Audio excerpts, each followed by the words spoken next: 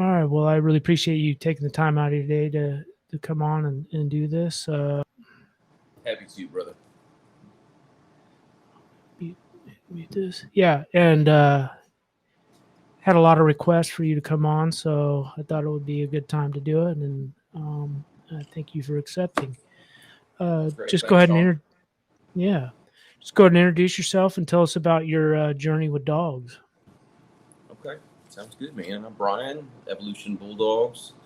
Been breeding Bulldogs for about 16 years. It's the same bloodline of Bulldogs for the last 16 years. I've introduced very little outcrosses since I started establishing my bloodline. Matter of fact, I stayed closed for over a decade. Um, so when I started having interest in Bulldogs, I guess I was a kid, quite a small child. Um,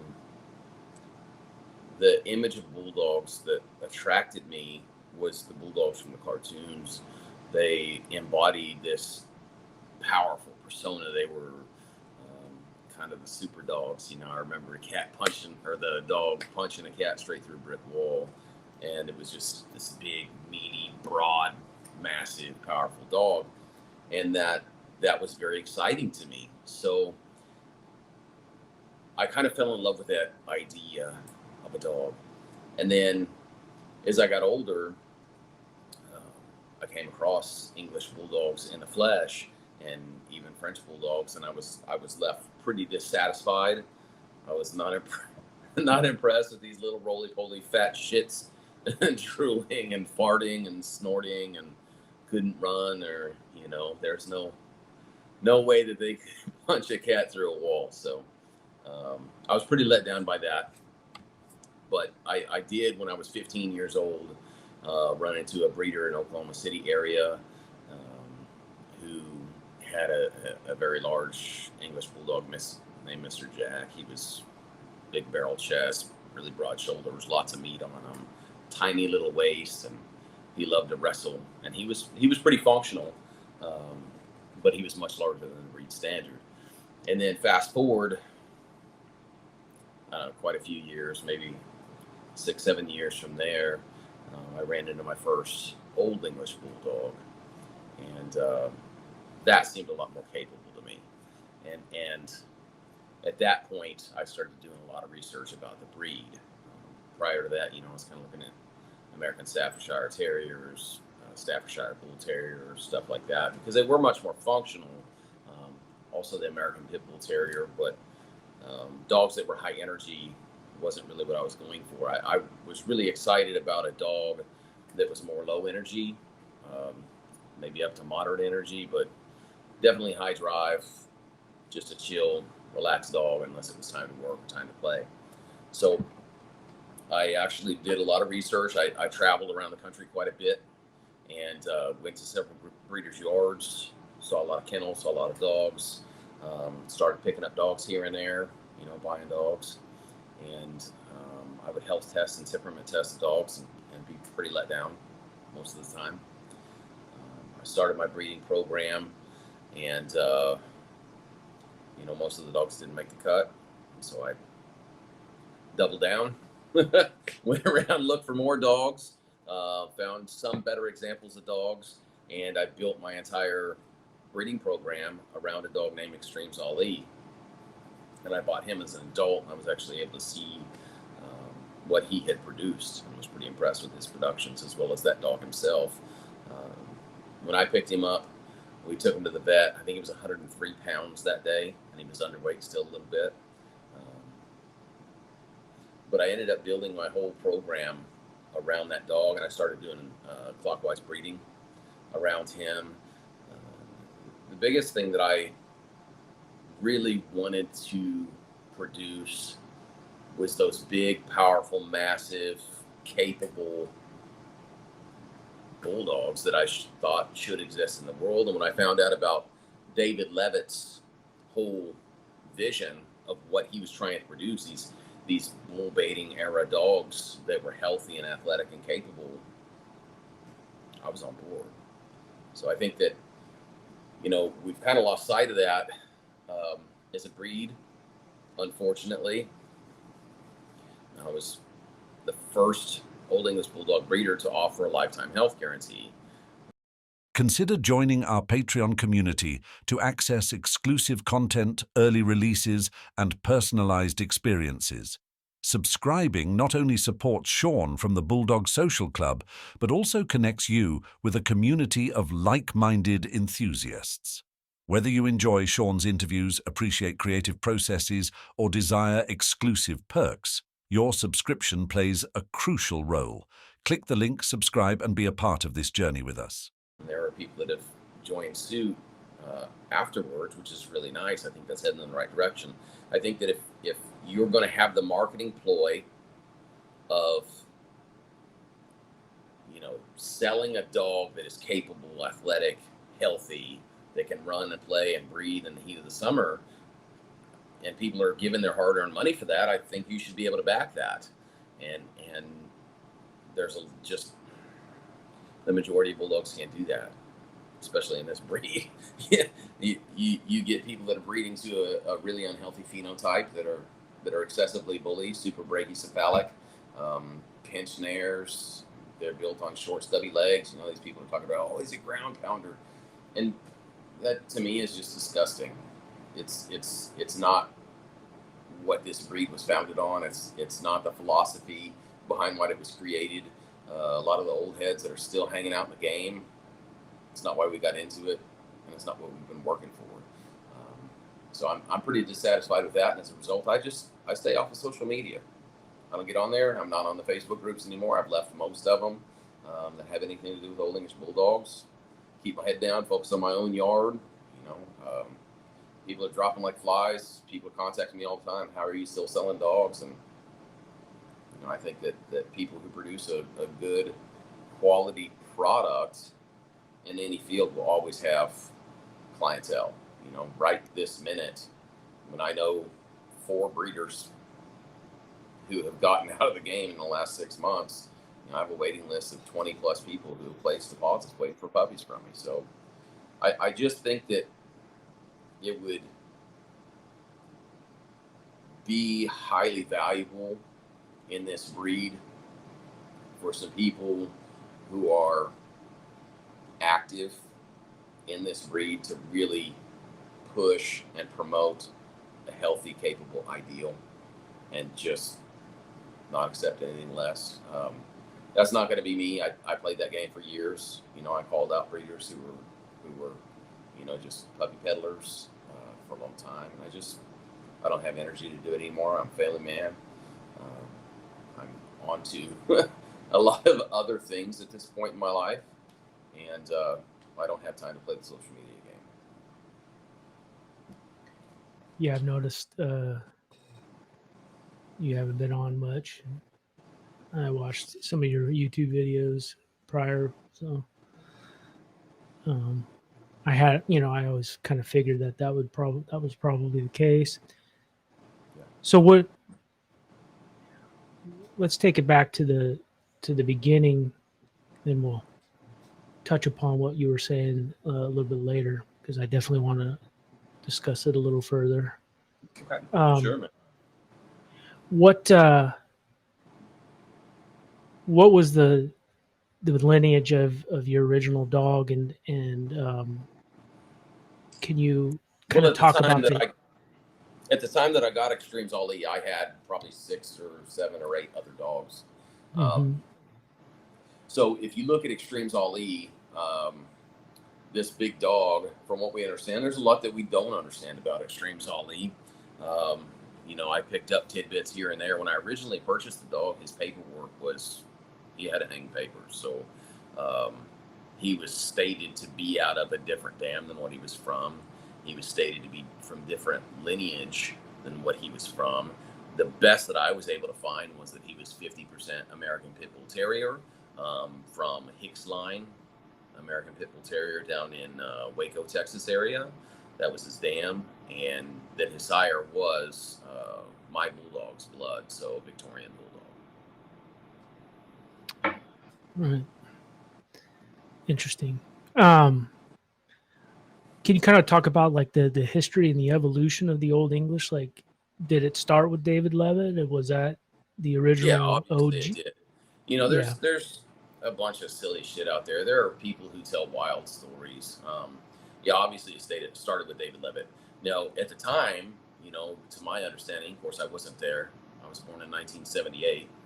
So, I mean, the Old English Bulldog reconstruction or recreation was already well underway by the time I was born. Um, but David Levitt apparently lived near other well-known bulldog breeders that were involved, maybe in other breeds, bulldogs even, and they utilized some of the breeding stock, the same breeding stock, um, and that David was the first one to create the Old English Bulldog. He's the one who coined the name. There were other breeders at that time, and you can go back. There's documentation of a lot of this stuff with advertising and Dog Fancy magazine and stuff like that. So, I mean, there are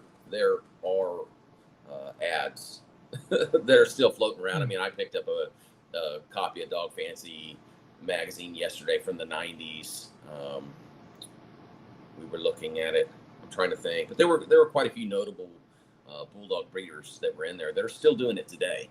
So, I mean, you can still find that stuff, and you can find stuff online about that. But at the time that David was doing it, there was another breeder who became well known, Greg Hermes, which, you know, I've hung out with David Levitt. I've hung out with Greg Hermes. Greg's been to my house, and Greg was working on his own bulldog thing. I think his brothers were rolling pits back in the day, and he wanted to create dogs that were bigger and better.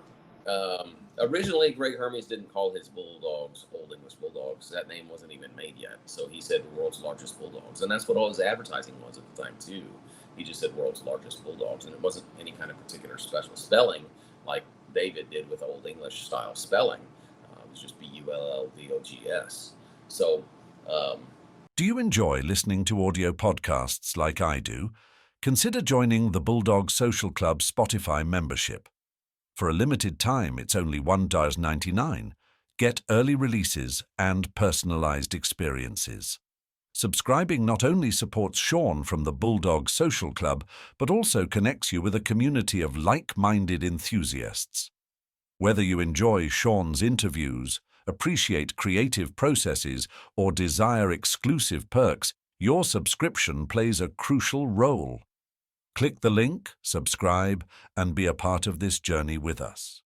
you know, there's some debate with certain groups. And then, you know, there was another gentleman who's up north in Minnesota, I think, who created the Renaissance Bulldogs. Chad Jolicoeur. I'm not familiar with him, haven't met him. I remember when I first got into dogs that Gargoyles Hugo was a big deal. You know, there were a ton of people that were trying to reconstruct that dog. But as far as Old English Bulldog is concerned and the name and all that stuff, obviously came from David Levitt. That's the best I can tell from all the information that I've had, hanging out with these people, being around the dog world for the last 16 plus years, talking to a bunch of old heads. You know, when I first started, there were several people that I learned from that mentored me. All of them were in Texas, which is interesting because I lived in Oklahoma at the time and then moved to Hot Springs, Arkansas, and then now I live in Kansas. But had 3 different people who were very actively mentoring me initially, and those guys obviously had a history and a breed that extended way back before mine. And then there were other people that were down south. You know, Willie Sullivan, he was around for a long time. It said that Willie Sullivan's family had been breeding bulldogs for a long time that extended long before the breed became a thing. So if you have Sullivan blood, you may or may not have some of that older stock. Some of that descendants from that older stock. But I do know also that there's a lot of bullshit in bulldogs, man. There was a lot of stories that were being told that were just absolutely false, completely fabricated. There were breeds that were made up in order to sell puppies from crossbreed breedings and came up with just made up all new names and said that they had this history that went back hundreds of years, and it didn't. I know a lady in particular very well who, you know, sat down with me one day and was like, all right, take a look at this. I wrote this breed standard. It's fucking completely made up. Like, the lady who created this breed, it wasn't a breed. She put two puppies together, or two dogs together that were different breeds, and made these small little bulldog type dogs. And a gentleman who had some clout decided to buy some of them because they were really cool, and then had her come up with the backstory. They changed names of people that were involved and everything for the backstory on the breed. So there's a lot of bullshit in bulldogs. The biggest thing that I can see historically that's happened, and this is from lots of historic documentation of where bulldogs came from, you know, dating back to, you know, when the bulldogs and the Alans and the Mastiffs and all that were all kind of from the same type of really a phenotype, because at the time there was no distinct genotype. There's breeds of dogs and breeds of animals that have been established for thousands of years, some of them, and they all have a very limited ancestry. So they lack genetic diversity. You know, if you look at some of the greatest bloodlines or greatest breeds in the world, you know, you look at Belgian blue cattle. I mean, these guys are monsters, and if you look back far enough, there were 11 original ancestors, and it was all built around one bull with 10 different heifers. So if you have very diverse genetics, you're not going to get consistency of type. And for a long time, there wasn't consistency of type in bulldogs for hundreds and hundreds of years. But the biggest thing that you see, it's cyclical in bulldogs, and kind of always has been. It's the bulldogs that are bred for work versus the bulldogs that are bred for looks. And one of the most notable differences would be like the Filoquan breeders versus the sour mug types. And that happened post bull baiting, making bull baiting illegal through Parliament in England. That changed everything. And so you have a group of breeders, the Filoquan, that were working on establishing a group of bulldogs that were based on functionality. And then they wrote the first written breed standard for bulldogs. And then you had the sour mug guys that were just looking for a smashed face, cute little human looking, fat, cute, whatever. And unfortunately, the guys that were working dogs, the Filoquan, they didn't have time to do the whole political battle, the whole smear campaign.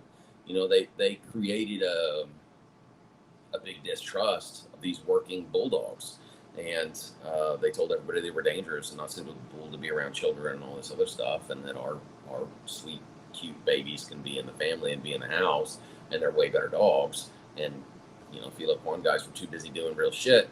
They didn't have all this time to sit there and, you know, buy ads and do a big smear campaign and do a bunch of interviews and stuff about their dogs, because they were busy doing real shit.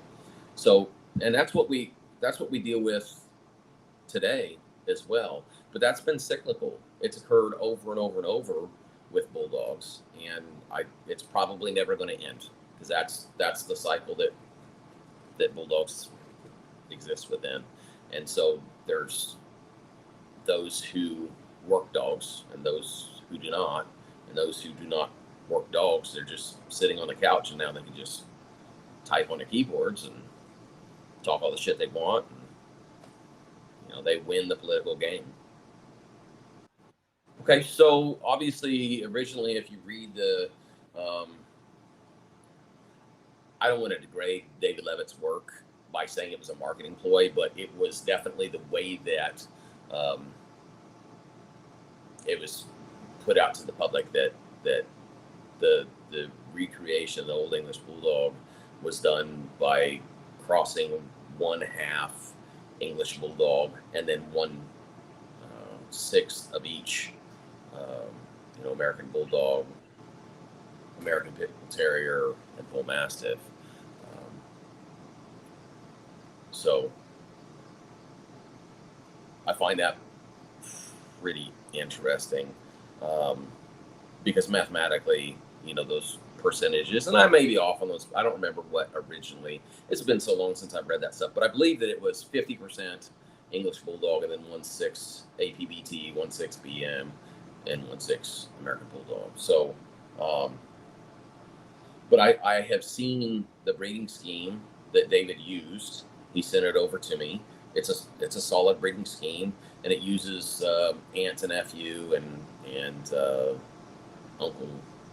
nephew to aunt, and uncle to niece breedings primarily. And that's another thing that I want to touch on. A lot of these people, they just are not, they don't take breeding seriously enough that they have educated themselves to the point where they understand proper terminology. When you're listing a breeding, you always list the male first. List the male, then the female. It's always been that way historically. It always will be that way amongst real dog men and women of every breed. Then it's like if you look at the top side of a pedigree. So when you go get your pedigree, the whole tops of the pedigree is male, right? So you got a male over the female, and then on the grandparents, you've got the grandsire over the granddam. So it's just one of the things that we have done as breeders forever, to be able to speak with other breeders, and they know which one's a male and which one's a female without us saying, well, the stud is, we say it's by, whatever the name of the dog is, out of, whatever the name of the bitch is. But I digress. So originally, David Levitt used those 4 breeds to recreate the Old English Bulldog, the bull baiting era dog. And then as we went along and Registry started springing up to paper these Bulldogs, they didn't necessarily stick with that original formula, and they didn't necessarily stick with the original breed standard. Although, since a breed standard being part of a registry is considered a mark of the trade, or a trademarked piece of documentation, the different registries can adopt the same breed standard. And so one of the things that they have done is they have written breed standards that basically depict the same proportions and, just the same basic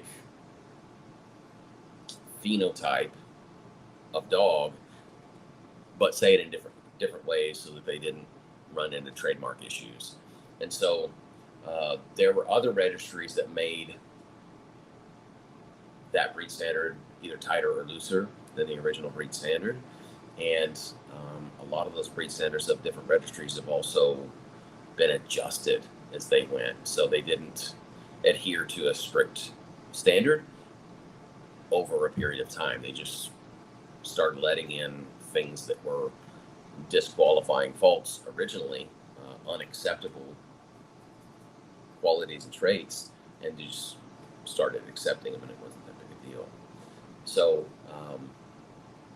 when that happened, it kind of opened the floodgates for people to just make whatever the hell they wanted, throw 2 dogs together and get papers on it, or take breeds that were outside of that original scope, put those together, and call them Old English Bulldogs, and people get papers on those dogs. So it's just kind of started at a very fine point with David Levitt, with very strict guidelines, strict breed standard, things like that. And then as that gained momentum, it just kind of trickled down and became something much looser, and has headed us over time invariably right back where we started.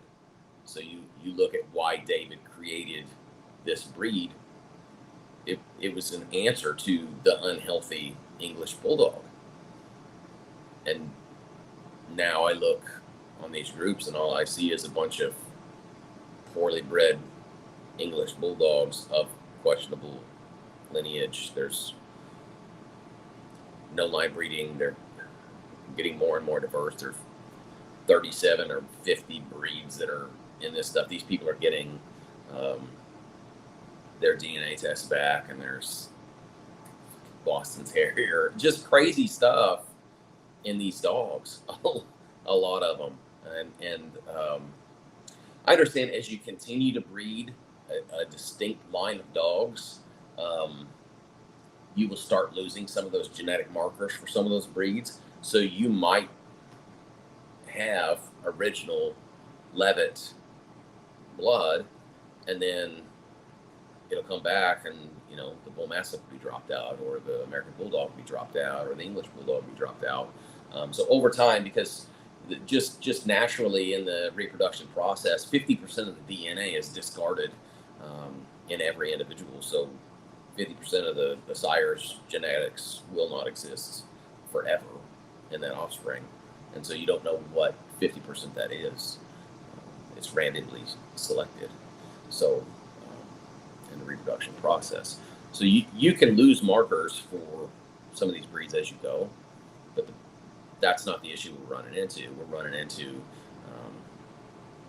DNA results that show a multitude of other breeds that are not even bulldog breeds. So that's the way that we're heading. That's the way we've been heading. It's getting more diverse genetically, less strict adherence to breed standards. People are not working dogs. Unfortunately, there's a huge majority that don't work dogs, never worked a dog, never had a dog on a sleeve, never weight pulled, never did anything other than throw two dogs in a pen together, make puppies. And it's unfortunate, because I'd like to see this breed be capable, healthy, functional, athletic dogs, that adhere to the original breed standards. And can you talk about the original breed standards? Well, I remember when I first got into this breed, and at the time, and I don't even know which registries are big now in this breed. I just know what registries I use. But originally, when I started in it, the IOEBA was huge. And so the IOEBA breed standard was a standard that was written with functionality in mind, and it said, a robust dog that was, they even talked about gait in there. I don't know if they do anymore. I haven't read the breed standard, but I know it has changed over time. But it's a healthy, capable dog that should be able to breathe freely and breathe naturally and molt naturally. So those are pretty significant traits, qualities that I think people have not been adhering to, but also the long-haired stuff. I mean, when I first started out, one of my mentors did have some blood that did have long hair genes in there. It's a recessive trait, and if they had a long-haired puppy or two, they'd cull those puppies, and they didn't want anybody to know. It was a big secret, because it was embarrassing, because people at that time were adhering more towards the breed standard, and in the breed standard it said a short, tight coat, without waviness to it, and a smooth coated dog. So having long hair was unacceptable. And if that would have gotten out, and see, we didn't have Facebook at that time. We had message boards that were hosted by a platform called Bulldogges. And the Bulldogges message boards were, that's where everybody hung out. That's where everybody gained their information, their knowledge. It was a forum, and pretty much only the knowledgeable people were speaking on there. Everybody else was reading it. They shut the fuck up. Now everybody thinks that every single thought that they have in their head is valuable enough to put out on the internet, whether it's accurate, true, based on fact. It doesn't matter. They just think it, and they think it's valuable, and they put it out there.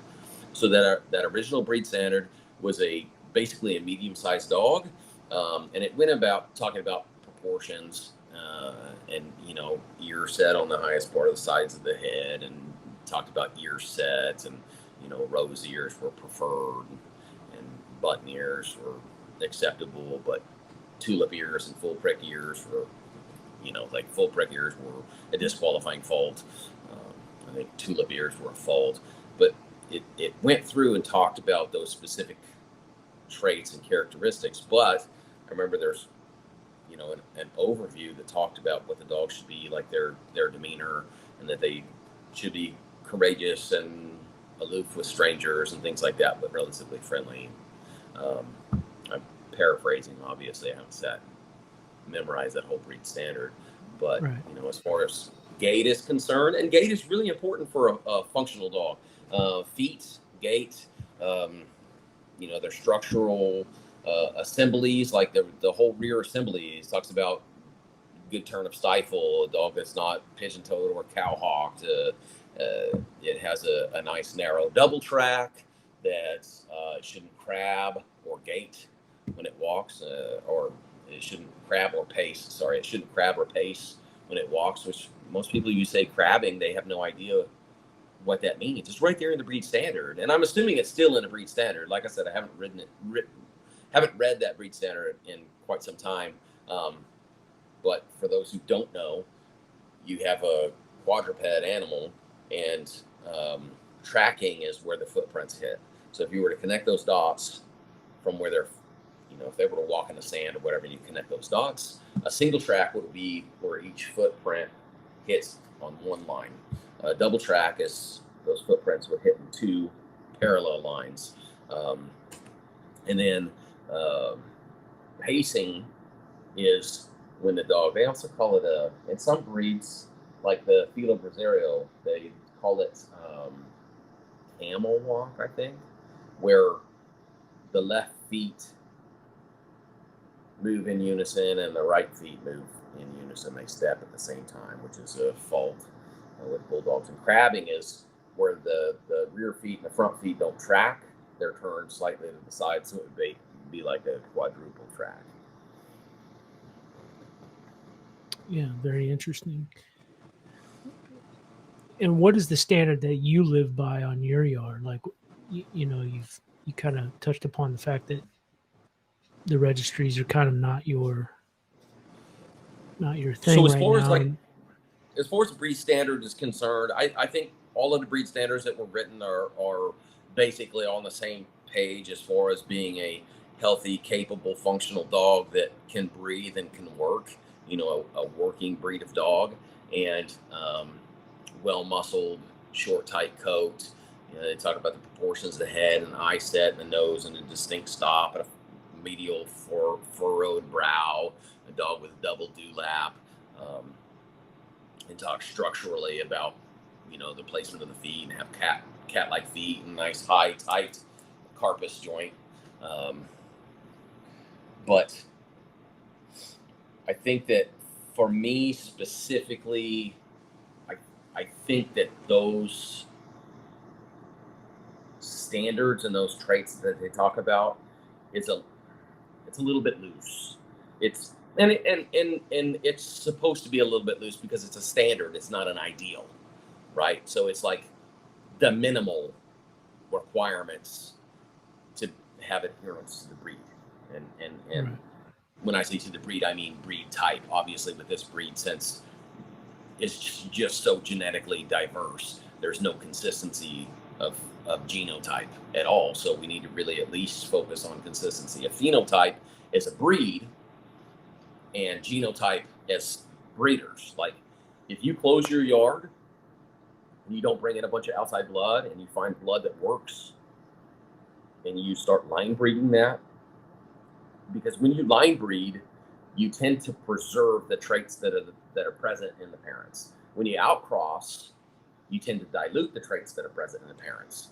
And when you inbreed, you tend to concentrate the traits that are present in the parents, right? So if we select dogs that work for us and what we're going for, and we limit the genetic pool that we're drawing from in our selective breeding program, then we're going to start fixing traits, right? Genetically, genotypically, not just phenotypically. So the phenotype is going to display what the genotype is in combination with the environment.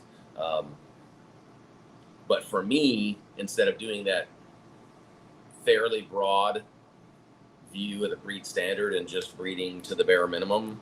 I have created my own vision, which is fits obviously within the scope of that breed standard, right? And it must.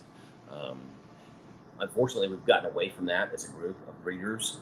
People are coming up and just breeding to their own vision. They call it, they stole this term from me because it was working for me. People understood it very well. And so they took this vision of a dog that's obviously outside of the scope of the breed standard, which you should never do that. Then it ceases to be part of that breed anymore. And so we want to look at breed type, or some people call it type. They shorten it to type. You find people talking about the type and typey and using terminology like that, which is really jargon because it's a short form of the word or the term that's been around for a long time, breed type. And we need to fix our breed type to that standard. And then breeders can obviously manipulate their individual bloodlines of dogs to fit within that breed standard, but to fit certain niches within that. And that's what I've done. And if you want to learn more about that, it's been posted on my website for a decade and a half. It's a page that's dedicated to it entitled My Vision. And so all of those things that are within that fit within the scope of the breed standard, but it kind of narrows it a little bit more. And I read towards my ideal dog, which is a very specific dog. It's a very specific height, a very specific weight, a very specific width, a very specific head circumference, very specific drives, very specific, temperament components. It covers the broad array, or the wide array of desirable traits that I'm looking for specifically that do fit with inside that breed standard. So it's still all the same things that the breed standard says. I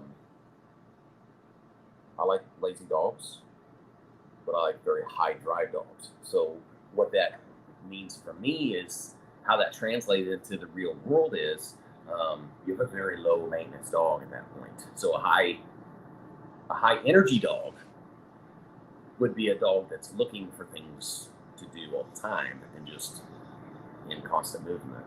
I don't like high energy dogs. I want low energy. I want high drive.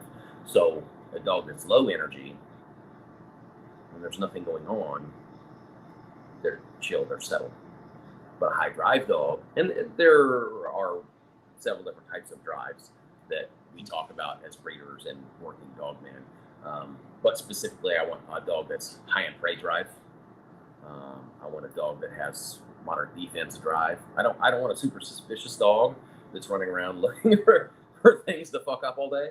But I do want a dog that is very focused in defense and knows how to assess and identify a threat and act accordingly.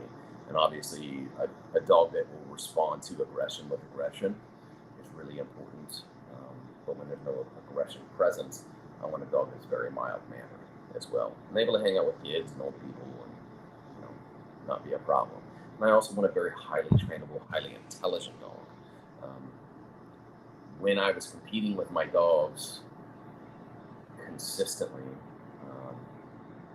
which I still compete with my dogs a little bit here and there, it's not often, and I do it just as a suitable breeding test of my breeding stock, which that's what everything should be. Like as far as conformation shows are concerned and working events, I mean, essentially the reason those were created is to assess your breeding stock, period. Like that's why in conformation shows, dogs that are altered are not allowed in the conformation show ring. It's a waste of everybody's time. If that dog's not potential breeding stock, then what's the point? Get them the hell out of there. Mm-hmm. We've got better things to do. So using those venues to test breeding stock is really important. And I think that everybody who breeds dogs should at least be involved in some form of outside third-party assessment. I know in like South African Warbles, they have an appraisal system where they have people that are certified to appraise this breed of dog, and you take your dogs to get appraised, and then they get scored and evaluated based on the standards that are appropriate for that breed. And so we don't really have that in this breed. And so if working dog men and people that do personal protection work or trainers and things like that to come and assess your dog, that people that don't give a shit whether or not your dog is viable breeding stock or not, I mean, that's a really good way to start assessing your dog. But when I was traveling all over the country and into Canada with my dogs, to essentially judge how well they conform not just to the breed standard, but also to my vision of what I was working to produce. That was obviously really, really helpful for me to ensure that I was making good quality dogs. And then there's other testing mechanisms that are going to be important to different breeders based on what they're shooting for. I think I kind of lost a little bit of track there, but no, that's all right. We were just talking about your stand around your yard, and you were explaining what that came from, and height and weight. Talk about that, because that's interesting, because I've had conversations with people about your dogs, and we always try to guess, because they look massive. They're big. There's the wow factor with them. They're way up on the high end of the spectrum. And like I said, when I first got into dogs, I was looking at the IOEVA breed standard, and that's really what I was following. The IOEVA breed standard has ranges for males, and then it has ranges for females. And the range for a male goes up to 90 pounds. And then it also goes up to a certain height, which I don't remember specifically. But unfortunately, what a lot of people weren't following there, because they had a range for height, let's say, for argument's sake, it's 17 to 22 inches would be a 75 to 90 pound male. And so people were going on the low end of the height and then the high end of the weight, and so it was a disproportionate dog. Those low end of height and low end of weight should be in alignment, and the high end of height and the high end of weight should be in alignment to have a good, well-proportioned dog.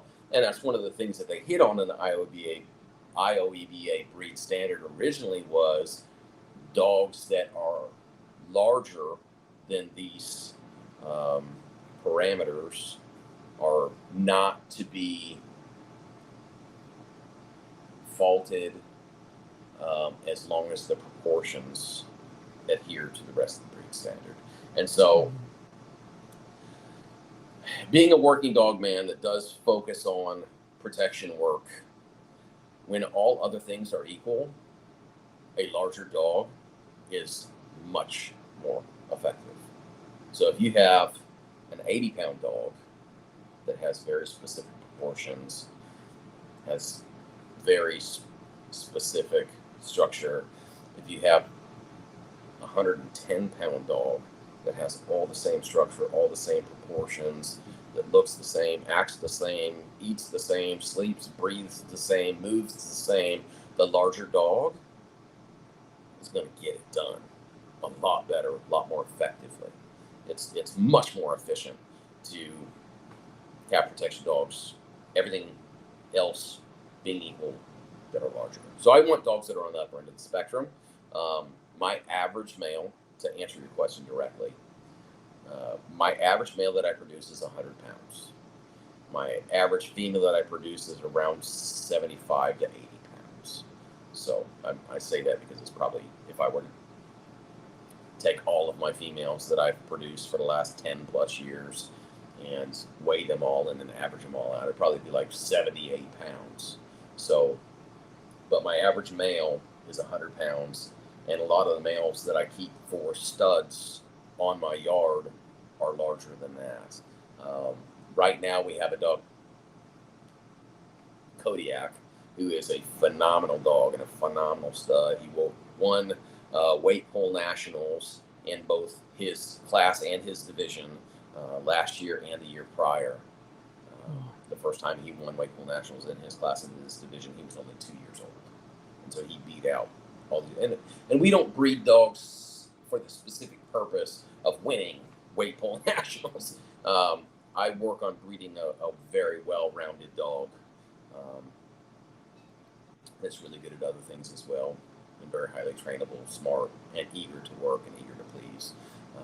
But my dogs, like Kodiak, who's here, is I think his actual weight is was 123 pounds. So he's a big boy. Clutch fluctuates between 112 and 118 when I've weighed him. But I also have cute little Smash out here, which Smash is actually the sire and grandsire to Kodiak. Kodiak is an inbreeding from a father-daughter breeding, and his sire/grandsire is Evolution's ground and pound, aka Smash, and Smash is 80 pounds. At his peak, at his prime, he was 85 pounds lean. So, you have those dogs that have the ancestry of large dogs behind them, and you get one that comes out small. A lot of times when you tighten up that blood, you can produce bigger dogs. And that's what happened with Kodiak. He outweighs his sire by nearly 45 pounds. Wow. Can you talk about the difficulty of breeding Old Englishes compared to, say, like an American, and what are some of the things that sets your breeding program apart from some of the others? Okay, so those are definitely good questions. As far as breeding is concerned. Sure. No, that's awesome. I think those are great questions. Yeah. So for me specifically, like I said, I breed one bloodline of dogs. I have introduced a very little bit of outside blood once I established those several clockwise breedings, and I was breeding half siblings together and getting the byproducts of that, and breeding those to half siblings, and really line breeding using that clockwise breeding method. That's how I established my bloodline. So it's pretty tight genetically out here, which has allowed me to eliminate a whole host of issues that are typical bulldog issues. So for me specifically, as far as the question that you asked in regards to difficulties that I have run into breeding Old English Bulldogs as opposed to, say, American Bulldogs, none. These dogs, all of my males breed naturally. Bitch in heat, throw a bitch in his pen, stick and tie. 9 weeks later, she's spitting out puppies naturally. Over my whole career of breeding, I don't even know how many puppies I've produced. It's been a lot.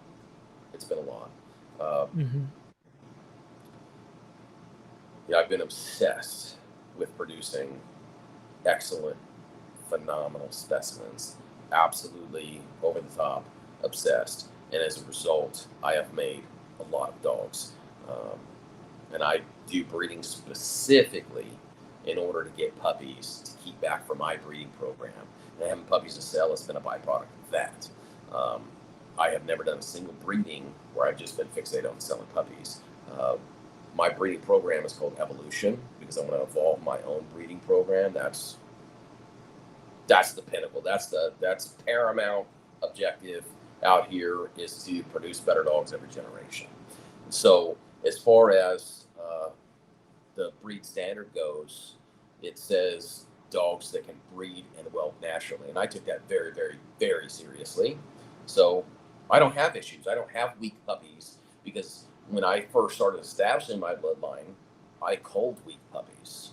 I culled a lot of weak puppies. I had puppies that were outside the breed standard, and they got culled. And that's how things were back then. That's what all three of my mentors did. That's what their mentors did. For thousands of years, dog breeders have culled puppies that did not make the cut. And we sure as hell didn't sell those puppies. We didn't put those out into the public, ever. That would have been, now things are different. Everybody thinks every living thing deserves to live. And if you cull puppies, you're a monster and all that stuff. And fortunately, at this point, culling is not really a method that we use very often out here. If I have puppies that have, real issues, they'll get culled. If I have a puppy that shows very poor temperament, which is very, very rare, because we do temperament testing. And if they don't pass, then I would never intentionally or knowingly put out a puppy that had a poor temperament out of the world. I just don't think there's room in this world. You look at all these shelters are full of these unwanted, ill-tempered dogs. I don't want to be part of that, part of the production of that. So as far as difficulties is concerned, one of the difficulties that I did deal with in breeding these dogs is getting consistency. And that's the biggest reason that for 10 years in a row, when I first got into this, I had a loss. I lost money on these dogs for 10 solid years. And then I actually was in the black on year 11, right back in the red on year 12. So for 10 years in a row, I took a loss, financial loss on these dogs. And that's because I spent so much money on breeding stock, and I spent so much money on testing and x-rays and, getting trainers that are not associated with me to come out and evaluate my breeding stock or potential breeding stock. And a lot of this testing wasn't done until the dogs were a year or older, or 18 months, to see if they could make the cut to be breeding stock, and just a ton of them didn't make the cut. And so they were spayed and neutered and sold into pet homes. And any breeder who's been breeding very long knows the difficulties that you can run into trying to place adult dogs. It's really easy to sell a cute little fuzzy potato puppy with puppies are super, super cute, all of them. Even these guys that are making these train wreck of dogs, they're still cute when they're 6-8 weeks old. But the difficulty that I ran into was early on, and it was a difficulty that stemmed from having a hard time producing consistency, just because the genetics were so diverse. There was so much ancestry back there that the COIs were essentially non-existent, whereas now my COIs, and for anybody who may be listening that doesn't know what COI is, it means coefficient of inbreeding. And so from a scientific perspective, there's no such thing as line breeding. That's a term that breeders use. There's only inbreeding and outcrossing. So either they have common ancestry or they don't have common ancestry. And so they have come up with an equation to use to determine how much essentially heterozygosity they have, genetically speaking. Do you have alleles that are the same at each loci, and what's the percentage of those that are going to be the same? So they came up with a COI, and if you look at laboratory mice, they have a COI that's 1.0, meaning 100%. They don't have, there's no divergence of genetic material. If you DNA test them, they essentially DNA out as being the same individual when they're within the same strain of mice, because they're so heavily inbred for so many hundreds of generations that they have just absolutely bottlenecked the genetics to the point where it can't be any more concentrated. And so in Old English Bulldogs, I think every breeder has difficulty with producing consistency just because of that genetic diversity. So I guess that's one of the problems that I've run into. But as far as having weak puppies, or I know I've been to so many different breeders' yards. I went to one breeder who is a big breeder. I consider a big breeder.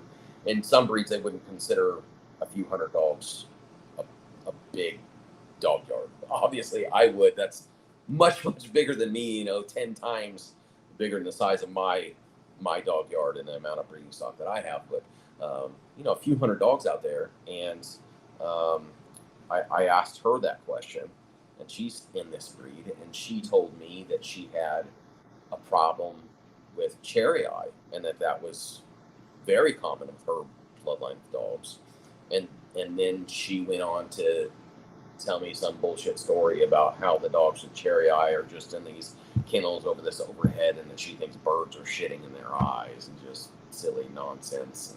And obviously, anything that you see display physically in a dog has a genetic root. You know, obviously, phenotype is how the genotype and environment are at an interplay. Um, but if you're seeing an issue occur regularly that doesn't happen in other breeds of dogs, or doesn't happen in other bloodlines of dogs within your same breed, obviously it has a genetic basis. You know, I eliminate anything that I see as being a problem.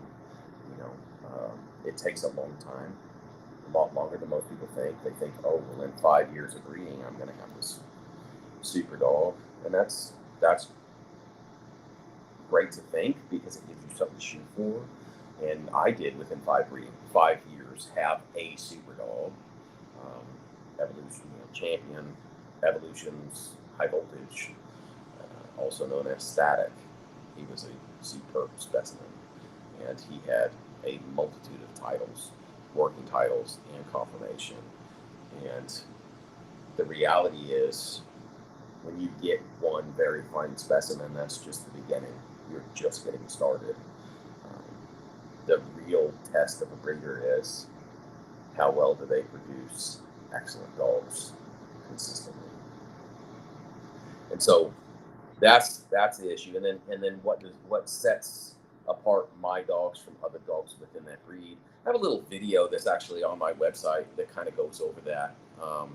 Also, I kind of touched on it a little bit. Like, I've been working the same bloodline of dogs for the last 16 years. I offer a lifetime health guarantee that covers basically anything. You know, there have been people who got a dog that just the personality didn't match the environment, and that's very rare too, because I try to ask as many questions as I can to find out what they're looking for, what their lifestyle is like. You know, they have small kids in the house, they have older kids. What do they like to do? What's their activity level? And try to match them up with a good prospect for their home. So, but I have, over the last 16 years of breeding this line of dogs, I have run into a couple of times, you know, it wasn't a good fit for the family, or I missed something. And, you know, people have brought dogs back to me, and I'm happy to take them back and replace them. And, you know, that should never be an issue if you're a serious breeder. You know, you need to understand that your customer base that buy puppies from you are the only reason that you're able to do this thing that you love. And for me, you know, it's absolutely a lifelong passion, and just a complete obsession. And it wasn't an obsession with making money or producing puppies for sale, or getting any kind of clout or fame, because truth be told, fame's bullshit. It fucking sucks. You get people calling you, emailing you, fucking texting you all hours of the day and night. You go to these dog shows, you get bombarded with people, and at first it's really cool, but it gets way old really fast. And if you develop skill sets that has real value in you know, the economic marketplace, then making money breeding dogs isn't that big a deal either, because you make your money doing other things. So, like, I'm a full-time professional tattoo artist, and that's what I do day in, day out, 5 days a week. You know, I spend 2 days off doing family stuff and dog stuff. Right now, while we're doing this interview, I have a very, very, very good dog friend of mine. We met through dogs, and he's like a brother to me. He's here right now from out of state, visiting, hanging out, you know. So, you know, I spend those 2 days off really kind of fixated on my dog breeding and on my family. and spend as much time as I can doing the things that are really important to me. But so fame and money and the dogs, if you're doing it for that, you're never going to be satisfied, ever. Because there's no end to the amount of money that you can make, right? If you're breeding these dogs and you're not working an established bloodline with consistency, and if you offer any kind of guarantee that's worth a shit, you're going to have a real hard time making some actual money with the dogs. And then if you get the fame, it gets cool for a little bit, but it starts to fucking suck. And then like people have these expectations of you. My name has been thrown around a lot. Evolution Bulldog's been around for a long time. We made some phenomenal dogs over the years. Dogs have become very well known. I know every 2 years there's this turnover of breeders, and so there's a whole generation of breeders that I don't know, and there's probably a huge amount of them that don't know me because I'm not active on social media anymore. But like the fame thing, I feel like, I attained a certain amount of notoriety within this breed that might be kind of likened to kind of fame within a small niche of dog breeding. And it's not for me. It's not anything that I'm really interested in. If I can I can go into my dog yard and my phone's not blowing up 13 times, and I can hang out with my dogs and go wait for dogs and play with dogs and whatever, But yeah, it's not all it's cracked up to be. So really, you need to be breeding for a higher purpose, and that can give you some very serious, wonderful fulfillment as a breeder. So I used to say, if you can't come up with this ideal dog in your mind, like this perfect dog, like an exact height, exact weight, down to every finite temperament trait that you can imagine, and be very, very specific. And if you can't come up with one that gets you super excited, then don't fucking breed. You're wasting your time. You have a very limited number of years on this planet, a limited number of things that you can do because you have a limited amount of time. And to do something that your heart is not just fully engaged in, you're doing yourself a disservice and you're doing the world a disservice. Because I think everybody has something that they can be really passionate about, that they can give value to the world and get value back from. And if you're not, I used to say, if it doesn't make your blood boil and make your shoes catch fire to where you start taking steps, then don't do it. Dog breeding is not about throwing dogs together and making puppies for sale. Dog breeding should be about producing something that you're passionate about, that other people will be passionate about too. The dogs that you produce should enrich your customers' lives. Should be something that you're proud of. Right, and I'm a free market guy, so I think that you should benefit from your hard work and your passion, but only after you take the steps to produce value.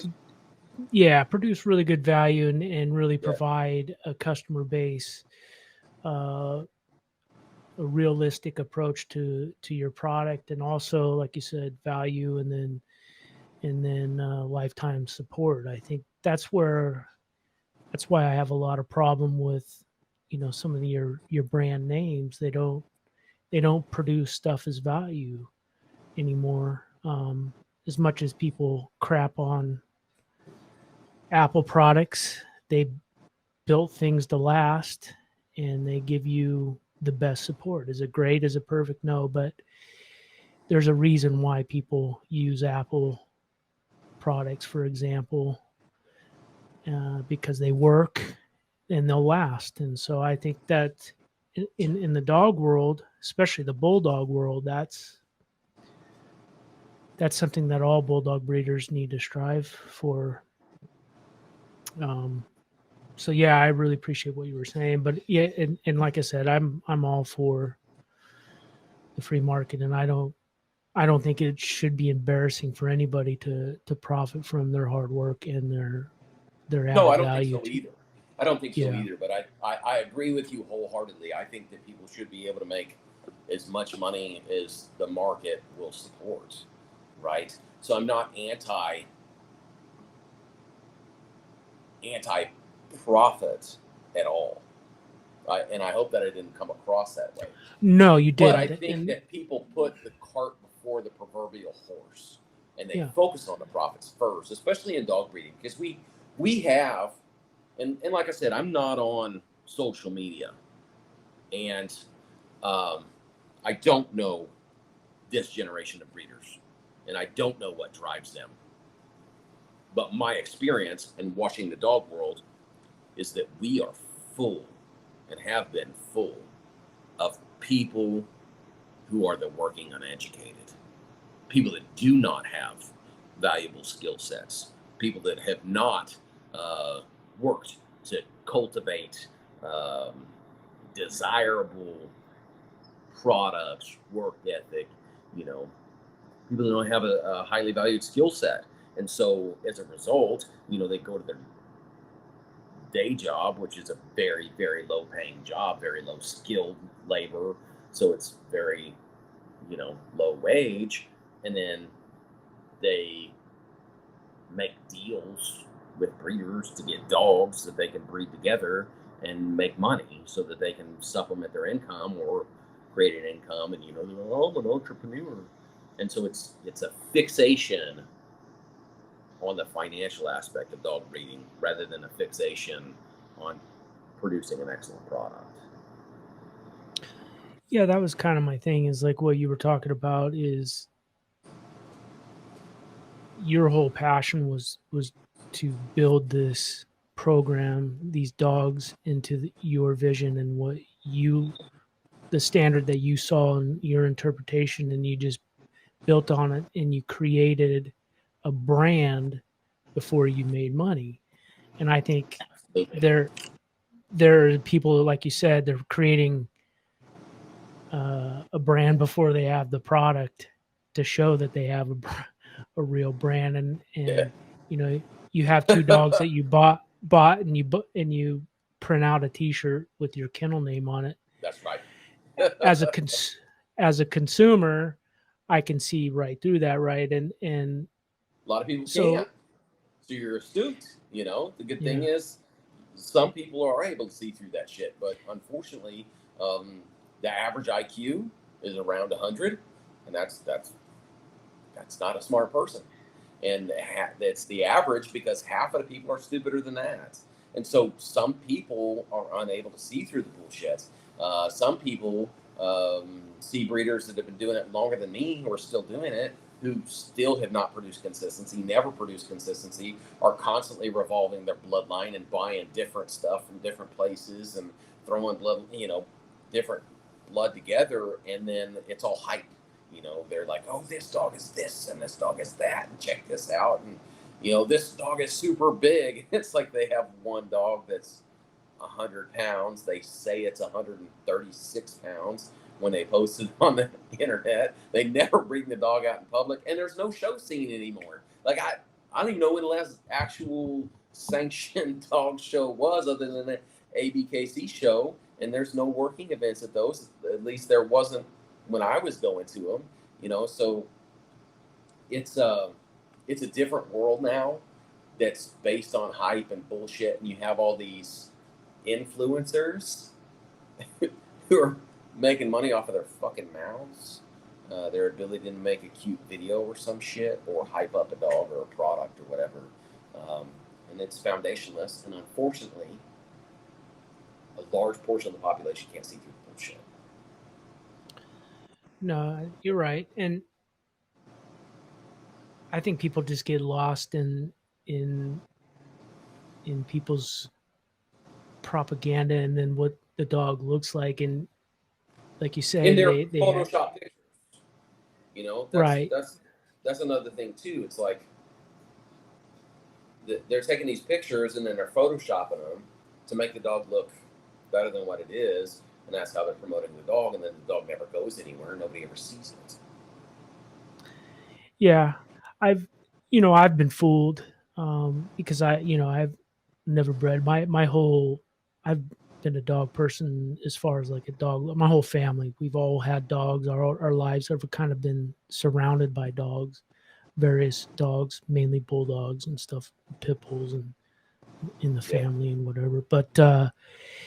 Um, but never a keen eye, never an ability to look at that dog and say, "Oh, wow, that's a structurally sound dog," or "That dog has a good temperament." I mean, because you get blinded by the dog that you love and is part of your family, you don't really necessarily focus on their faults. But the more that I've done this and interviewed people, it's been an education to me. But I've always been able to see through the BS, probably Good. because my whole life I've had to, in my working world, I've dealt with unsavory characters, so I've had to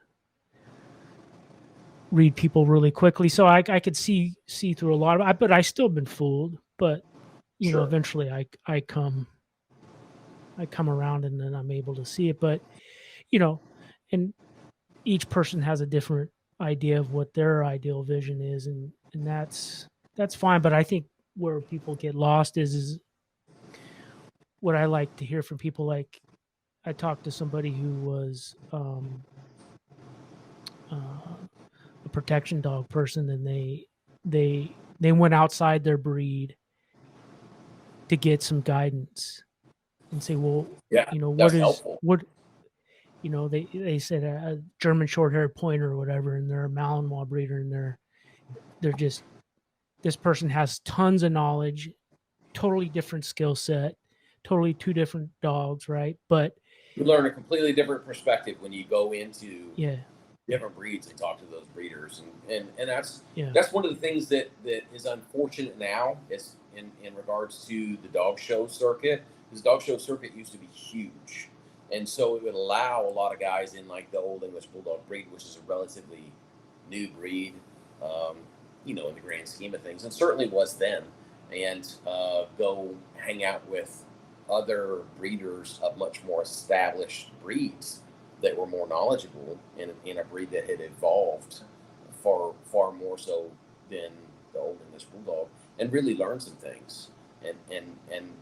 And now it's like you you can talk to people about some of these old books that talk about David Levitt in them, like World of Fighting Dogs by Dr. Carl Samagic, and like people have no idea what you're talking about, or An Eye for a Dog by Robert W. I can't remember his last name, but these are books that people should know about. There's books like some of the recommendations I give would be like breeding purebred dogs for dummies. There's a guy, I think his name is Robert Beauchamp, that wrote that book, and he produced I think they were Bichons. It's been 20 plus years since I read that book, but he produces a ton of champions, and he knows what he's talking about. He's achieved a certain degree of notoriety in his breed. But man, you hit the nail on the head. Like going to other breeds, established breeds, and talking to breeders that have achieved something in those breeds can be invaluable, because in this breed, in the Old English Bulldog, typically and historically, it has been the blind leading the blind. You can't have a conversation with most Old English Bulldog breeders about genetics, COIs, different types of gait, characteristics, gaits. Talk to them about different working drives. Man, even going through and talking about deworming protocols and vaccination protocols.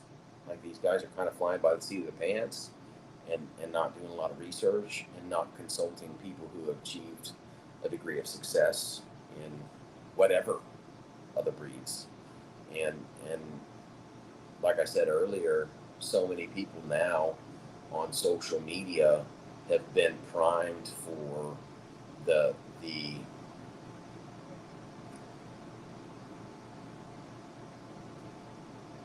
poorly formed opinion that anything that they say is valued or valuable, despite the fact that they know nothing about the topic. They'll just randomly throw out opinions when it would serve them better to shut the fuck up and ask questions, or shut up and listen to people talk. Because when the noise of the crowds die down, the people who have experience are willing to speak more.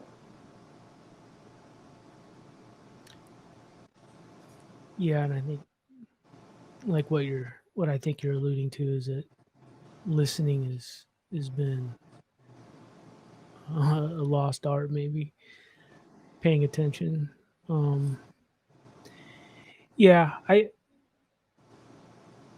that's another thing that people, I think what I try to do is you don't need to have the same vision as somebody, but if your dogs are healthy, they have a function, they look proportionate, and they have Capability. a capability and the valuable bloodlines that have been proven before that, no matter what that is.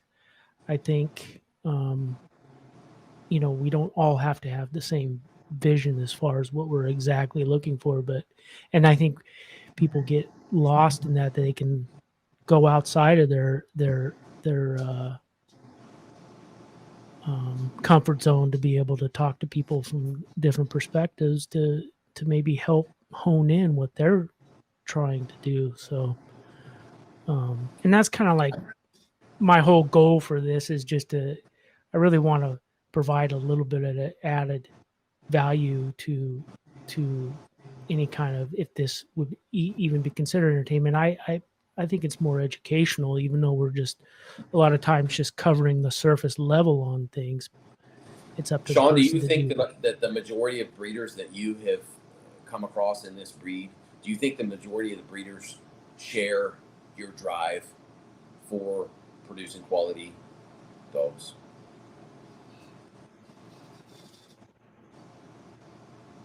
Yeah, you're putting me on a big. You put me on the spot here. I think it's a valuable question to ask, because you and I are talking No, it's a an lot of the same important lines.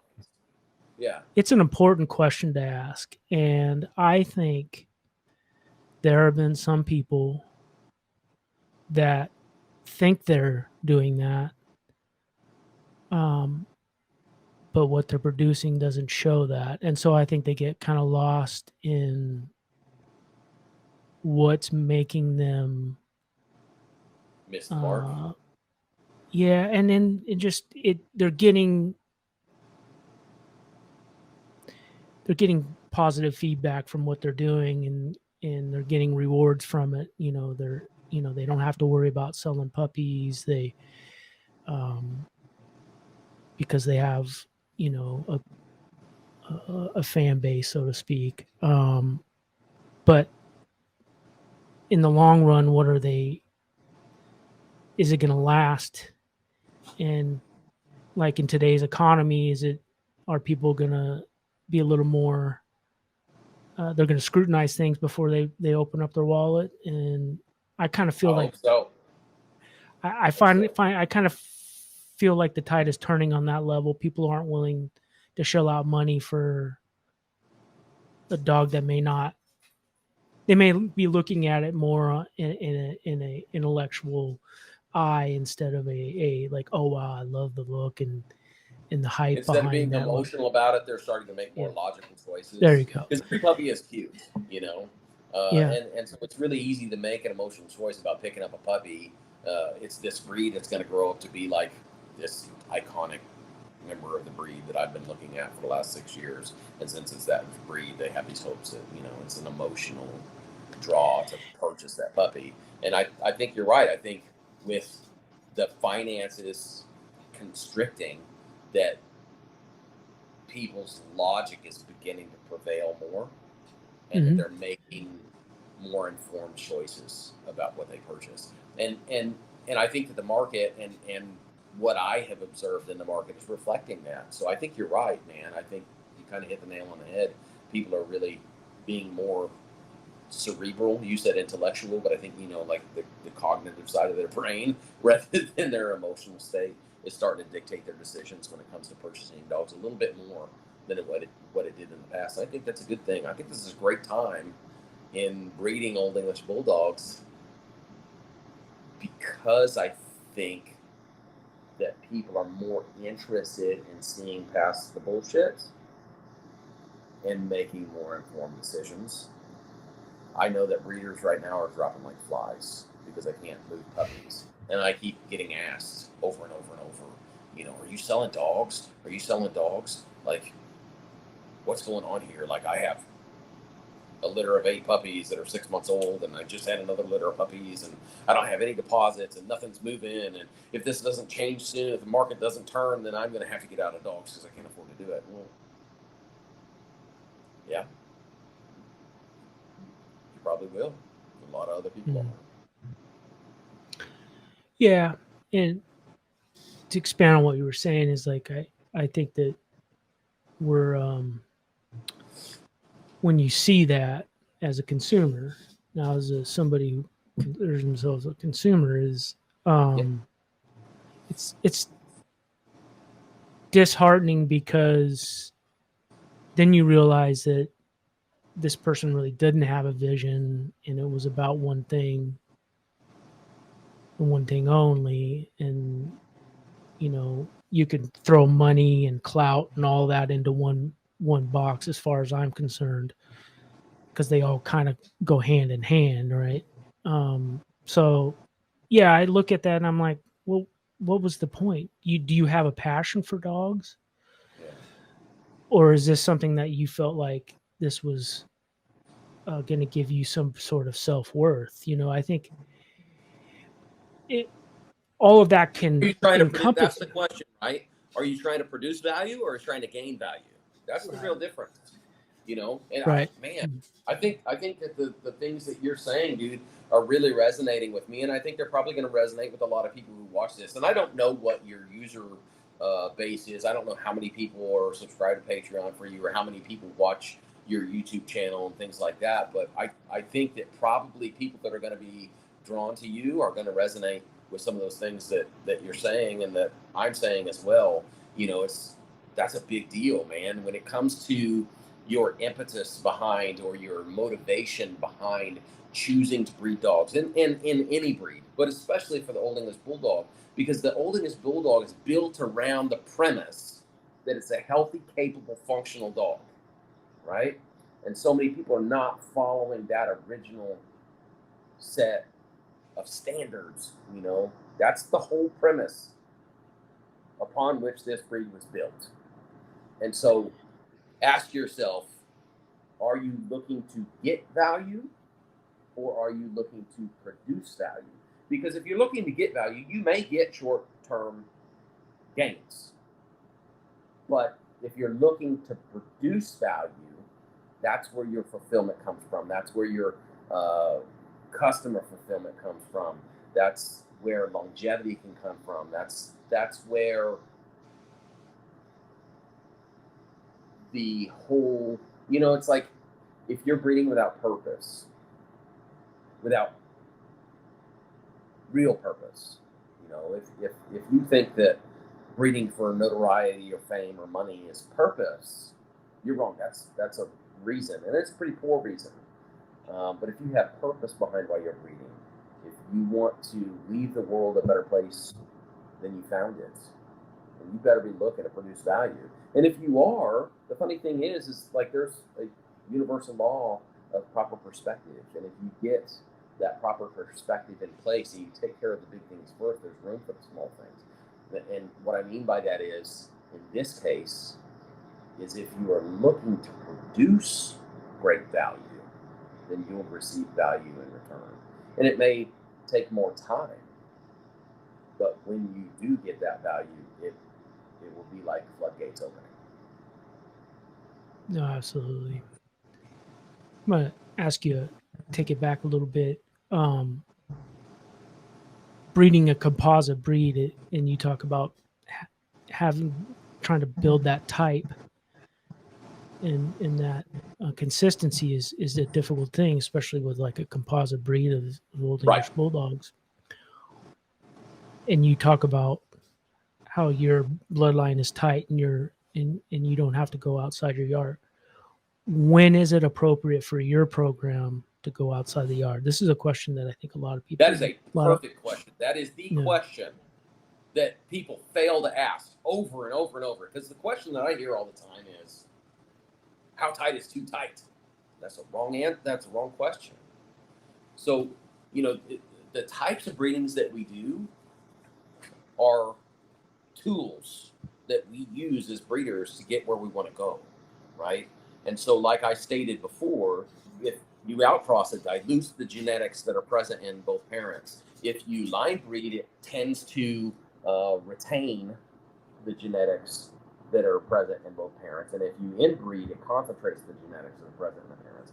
And so the question that you asked was formulated perfectly. When is it appropriate to go outside your bloodline? When is it appropriate to outcross? Because outcrossing can be, and this is one of the things, because I asked David Levin a very similar question my first time that I ever talked to him on the phone. I asked him,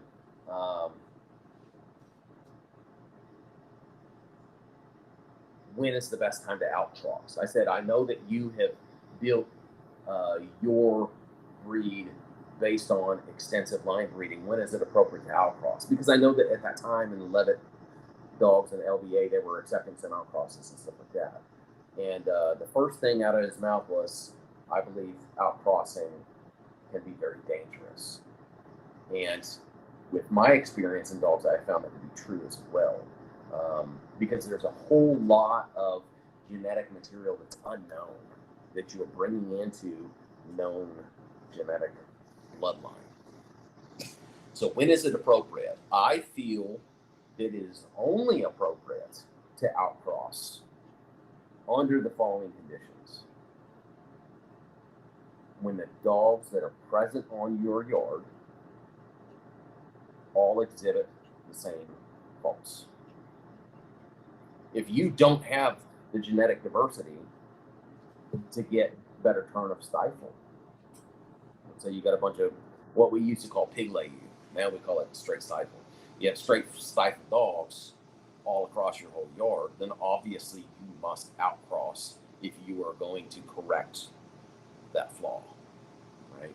So I think that outcrossing is only appropriate when you lack the genetic diversity on your yard to fix or correct traits that are undesirable.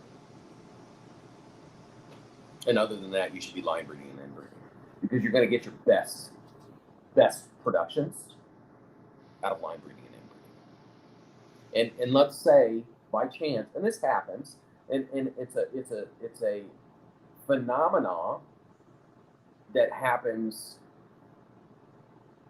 occasionally. And because it does happen, they came up with a term for it, and that's called hybrid vigor, right? So you take two purebred strains and you put them together, and if the outcome is a bigger, stronger version, then they call that phenomena hybrid vigor. Just because you're putting two bloodlines together does not mean that you will get hybrid vigor, but it occasionally occurs and occasionally you do. Usually it's called outcross depression, and that's a real thing. So line breeding will tend to make those genetics kind of stay more consistent. But let's say you do an outcross and you get that hybrid vigor. You get a specimen who's phenomenal. He will never be a prepotent producer, never, because he lacks the concentrated genetic material to produce with any consistency. So like I said earlier on in our discussion, like when you get that one awesome specimen, and I don't think I said those particular words, but that's what I mean, when you get just a really exemplary specimen, I may have said that, then it's just the beginning. because now you have to concentrate the genetics on that individual if you're going to create any kind of consistency with him, or even better him. It's like having one awesome dog out of 10 on your yard. I mean, you haven't even scratched the surface of what's possible. You know, the idea is to have a yard full of bangers, just badass, hard-hitting, awesome specimens. Okay, have they contacted me? Okay, I'll check. All right, Sean. So I don't know exactly how much time that I have, but I know that the clock is starting to run out for me. Are there really important things that you want me to cover for you and for your audience before I do have to pack it in? We could probably stop it here if you would, if you promise to come on for a part 2. That's cool, man. I can do that. Yeah, I'd love to. You can. And, Okay. Yeah, man. Just give me a shout. Like I said, you know, we talked earlier about my schedule a little bit. Yeah. You know, but I do tend to keep it pretty packed. You know, and I will get back to you. I always get back to everybody. It may take a little, you know, a day sometimes 2. But I do always respond to all my stuff that has any value behind it. And I feel like, you know, this, I hope that I'm able to provide some value to your viewership, and I would be really happy to come on again and feel fit my brain. You know, obviously I don't know everything, but there are things that I have learned along the way that I'm happy to share. And if I can share some of those things that I have found great value in, I would be happy to do so. No, awesome. I really appreciate that, and I'm definitely gonna bug you for a part 2. So don't get mad at me. No, not at all, brother. Thanks, Sean. I'm going to end it right here, but just hold on one second because I just want to touch on a couple of things. One sec.